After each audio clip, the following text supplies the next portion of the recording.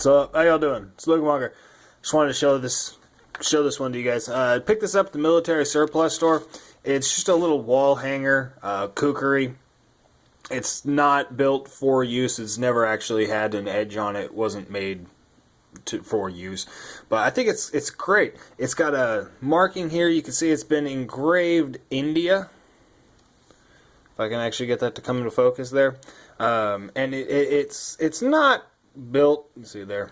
It's not made the best. It's not the most symmetrical, but it's all handcrafted. You can see that what I think this is. If you have an idea, please let me know. Leave it in the comments. But I think this is probably something that was made in some little village in India, that probably made out of scrap. You know, just a piece of steel that somebody had laying around. They forged it into a cookery and sold it to a tourist. And somehow, you know, it came back to the States, somehow made it to the military surplus store, as weird as that is, and I picked it up. You can see it's made okay. You know, it wasn't finished very well, but the actual crafting of it is pretty decent. It's a hefty chunk of steel. The balance is great for a kukri, except for the fact that it's only got a 3-finger grip. The fact that it only has a 3-finger grip is one of the only things that actually leads me to believe that this wasn't made for use. If you disagree with that, please let me know why, because I'm actually kind of confused by this thing. With the construction of the blade, the material that it's made out of, I can't see why they wouldn't make this for use. I can't see why they wouldn't have extended the handle. Maybe the steel broke off. Maybe it was just improvised. Something happened in the actual manufacture to where they had to make it shorter. I don't know. But I think it's just a tourist, wall hanger. I don't actually own any of the, the flea market knives. The skulls and the swords with swords sticking off of them kind of thing. But I just think this one's great. I think this one's really cool. I saw it in there and the guy was like, "It's not sharp." Like, yeah, I didn't expect it to be.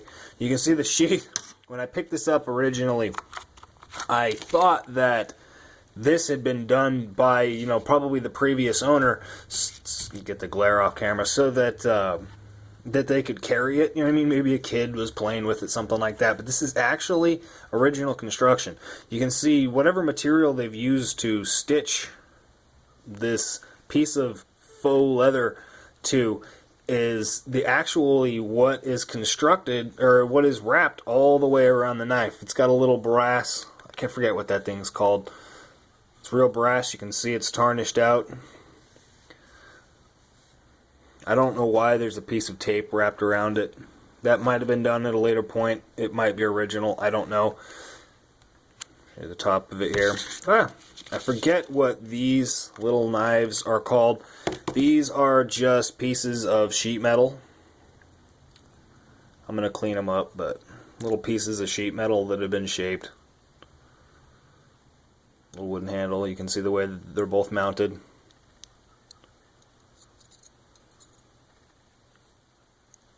Yeah, they're not finished very well, but there's a design that they were going for and they achieved it.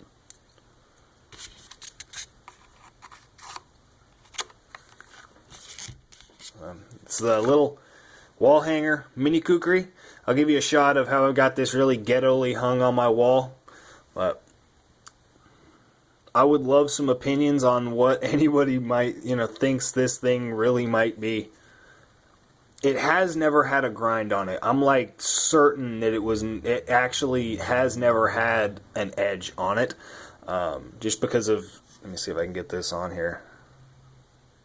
You can see the grind lines are all pretty, it's all original grinding, it looks.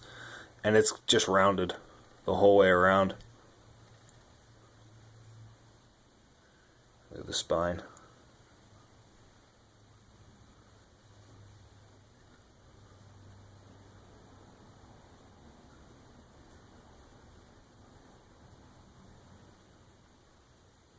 I like the way that this is done.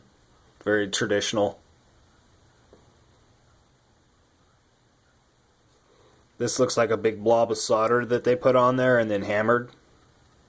But it does, I mean, it is going to be a stick tank. It is going to be a push tank, rat tail tank through there. That they just hammered out. It's a little mini cookery. Y'all have a good one.